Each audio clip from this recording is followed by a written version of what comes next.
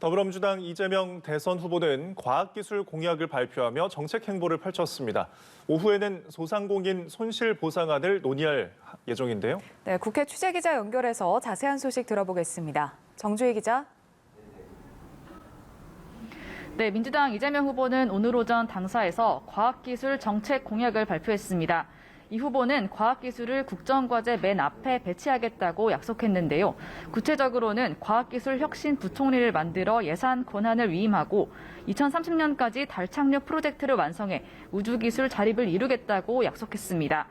이 후보는 여기자협회 창립 60주년 기념식에 참석했고 오후에는 의원총회에서 선 지원 후 정산 방식의 소상공인 손실보상을 위한 법 개정 논의와 감염병 긴급대응기금 설치 등을 논의합니다. 의총에서는 당내 이견이 표출되고 있는 다주택자에 대한 양도세 중과 유예 문제를 놓고도 토론이 펼쳐질 것으로 예상됩니다. 네, 국민의힘 윤석열 대선 후보 행보도 짚어보겠는데요. 오늘부터 1박 2일 호남 일정을 소화하는데 이 선대위에 큰 위기가 닥치지 않았습니까? 네, 윤석열 후보는 오늘 전북을 방문해 5.18 민주화운동 첫 희생자를 추모하고 지역경제 현안도 청취할 예정인데요. 다만 이준석 대표가 선대위직에서 사퇴한 위기 상황인 만큼 전북으로 떠나기 전에 당사에서 김종인 총괄선대위원장을 만나 수습 방안을 논의했습니다.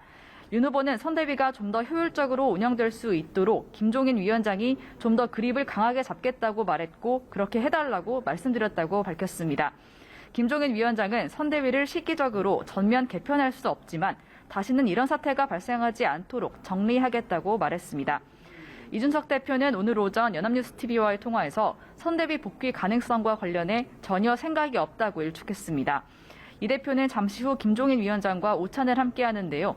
김 위원장은 사퇴는 그대로 받아들일 수밖에 없다면서 복귀 의사를 물어보겠지만 쉽지 않을 것 같다고 밝혔습니다. 네, 성남도시개발공사 김문기 처장의 사망 소식이 전해졌는데요. 정치권에서는 어떤 메시지를 내놨나요? 네, 민주당은 김문기 전 처장의 명복을 빈다.